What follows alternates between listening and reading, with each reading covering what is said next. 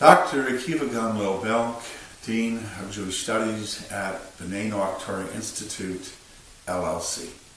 Welcome to a taste of Torah, Bereisheit, Limood, Gimel. This means in chapter 3 of Genesis, verse 1 through 24. Our textbook is Gematria and Mysticism in Genesis. Many subjects are covered in here that we cannot cover in the videos. I encourage you to purchase a copy online as you have the opportunity. You can go to bnti.us/books.html. Dear ones, we have three important subjects that we're going to touch on: the serpent, accountability, and covering. The Torah tells us that of all the animals that the Creator made, that the serpent was more subtle and cunning than any of the beasts of the field which the Lord God had made. Genesis chapter 3, verse 1.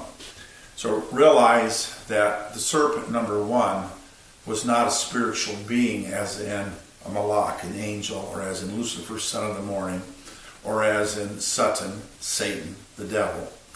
The serpent was a beast that God had created.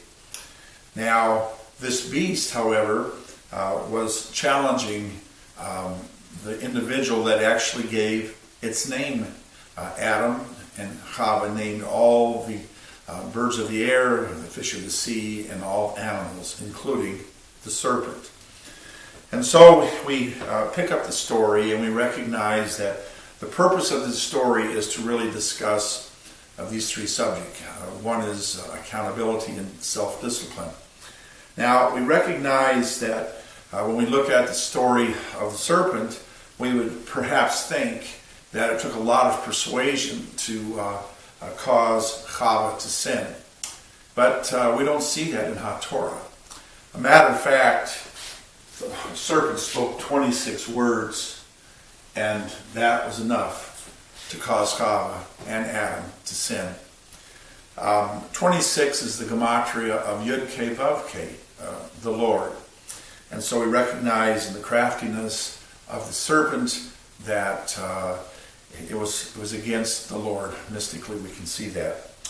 We recognize that God reached out to each of them, and each were punished.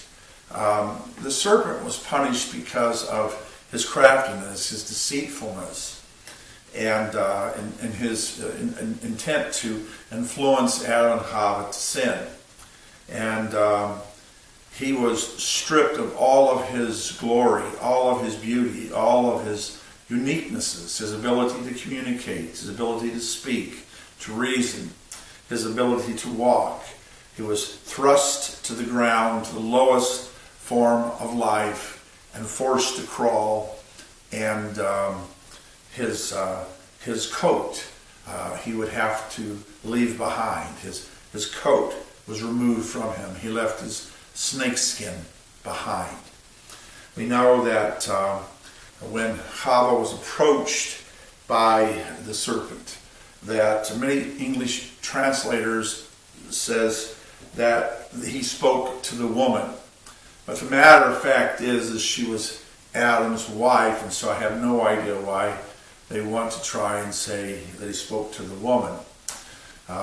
This is a situation that we all face. We have a Yetzer Ra, an evil inclination, and we have a Yetzer Tov, and it's a good inclination.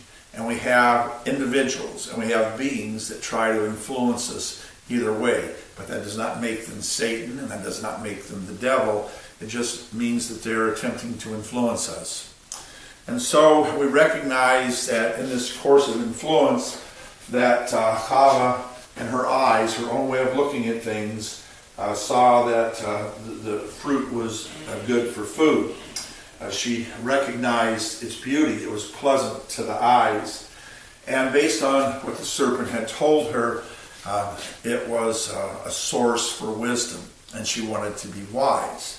Now, dear ones, the Creator of the universe had given Adam and Chava 7 observances to follow in Bereisheit 2:16.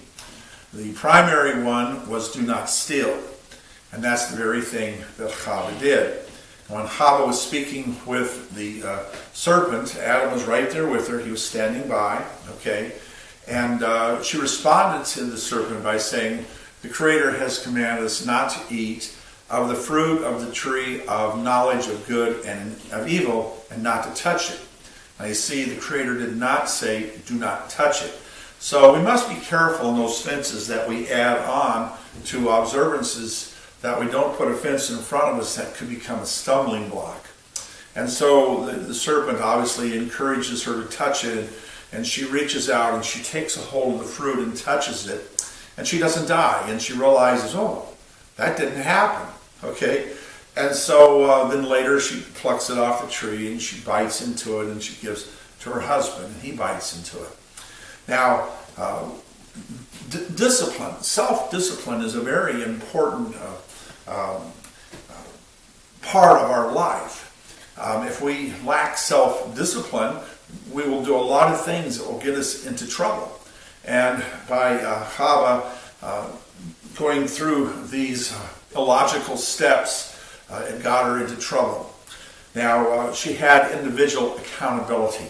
Her individual accountability was that she was not supposed to be persuaded by the words of the serpent, not to let her Yetzer Ra rise up and encourage her to do what she did.